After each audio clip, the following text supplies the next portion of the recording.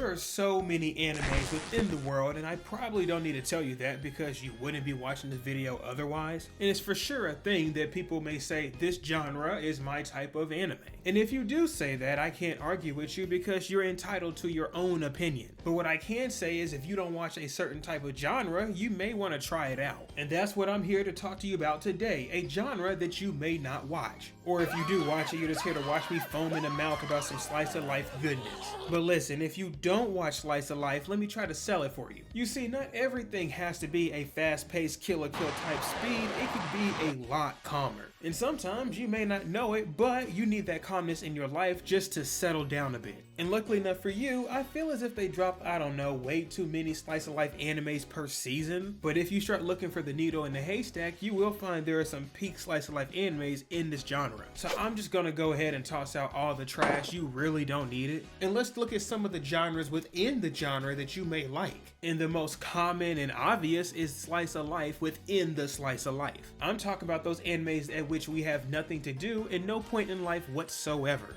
Now that section is the Eurocamps and the non-Yuri at which you have nothing to do. And you know, these are honestly pretty fun to watch because the seller of the anime is the actual characters, not the plot. If you don't like the characters, then you probably won't like this show at all. Now again, these shows are a true slice of life. And I'd probably say that this is an advanced level of anime watching because you have to find some type of enjoyment that's not obvious. From an audience point of view, if you enjoy watching young girls go out in camp, then you for sure have to be an advanced anime watcher. Not saying that it's hard to understand, but it's more of that's just an enjoyment that you can find from it. So this is the most classic slice of life anime you can find on the market. But probably the most popular genre within this same genre is the romance slice of life. The romance slice of life will consist of Horimiya or Love is War or of course My Dress Up Darling. This type of anime is pretty pure and is not too outrageous of what you can see, if you understand what I'm trying to say here. When it comes to romance slice of life anime, you usually know who is going to like who. And there's a chance that there can be another character that creates a love triangle.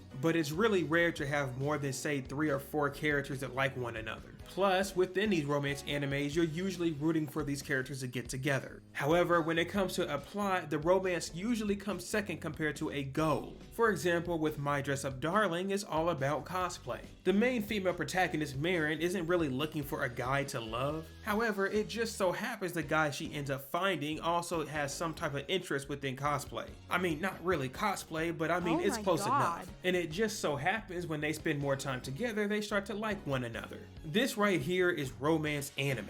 And eventually, because you like the characters and their motives, you start to like the actual romance. To me, this is the most popular within the genre because most people want to see romance, and it really leaves you with a happy heart because the characters will be happy themselves. Personally, I'm a huge fan of the slice of life romance genre, and I argue that this is the best area to start if you're trying to get into slice of life. However, within the same vein, there's a more story-driven option within slice of life. Within this specific section, there's not really a name that I can pinpoint, especially because you can say the genres I'm about to show you can go back and forth, but overall this is made for a specific goal, so let's just call it the goal slice of life. Within this section you can have gourmet or mystery, even the one you're seeing on screen, which is idol. Within these slice of life animes, our characters usually have some type of goal or objective they have to solve. For example, within the mystery section, the characters need to find out answers to whatever that problem is. Or us as the audience need to get told what the actual problem is because we can't see it through face value. If you're looking for a story that has a little bit more of a chew to it, this may be for you. However, the other sections such as gourmet or idol are pretty straightforward. When you watch this, you know exactly what the characters are doing. And as a viewer, you're watching the characters struggle through whatever their circumstance is to try to figure out an answer.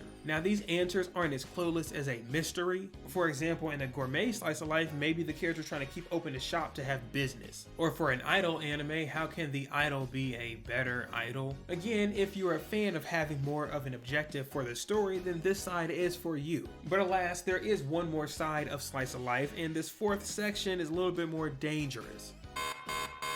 That is your warning bell saying if you are not 18, then this part of the video is probably not for you. I shouldn't say probably, it's straight up not. So do not blame me for showing you a whole new life. The last genre within the slice of life I can point out is the ecchi genre.